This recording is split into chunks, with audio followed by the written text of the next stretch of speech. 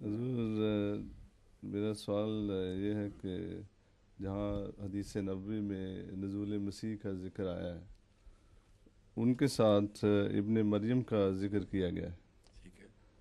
اگر عیسیٰ ابن مریم کا دوبارہ نزول مراد نہیں تھا تو ان کی والدہ کا نام خصوصی طور پر کیوں شامل کیا گیا؟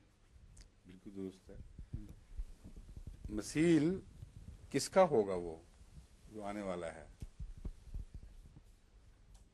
عیسیٰ علیہ السلام. کون عیسیٰ علیہ السلام؟ کس کا بیٹا؟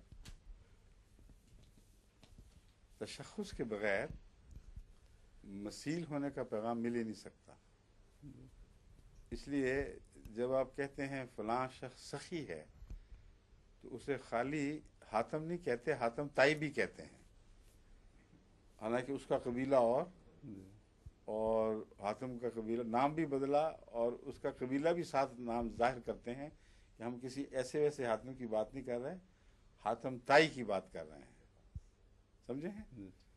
اس لیے یہ جو تشخص ہے اگر اس میں خطرہ ہو کہ کہیں غلط فہمی پیدا ہو جائے اس کی وجہ اس سے وضاحت کی جاتی ہے.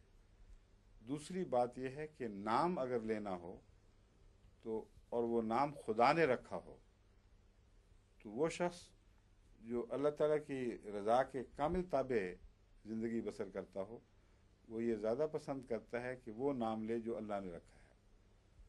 اور حضرت عیسیٰ علیہ السلام کا یہ نام قرآن کریم سے ثابت ہے کہ اللہ نے رکھا اور مریم کو فرشتوں نے رویا میں بتایا کہ تجھے ہم ایسے ایک بیٹے کی خوشخبری دیتے ہیں اسمہ عیسیٰ ابن مریم رسول اللہ ہے.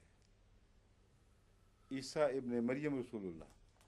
اس لیے بسا اوقات ابن مریم کے ساتھ رسول اللہ کا ذکر بھی مل جاتا ہے اس حوالے میں. نبی اللہ ہوگا، یہ چیزیں ملتی ہیں. اس لیے اگر یہ کہنا مقصود ہو کہ وہ بحیثیت تمثل دوبارہ دنیا میں آئے گا تو اس کی شخصیت کی واضح قطعی تعیین ہونی ضروری ہے اور ابن مریم کے بغیر ہو نہیں سکتی. سمجھ گئے؟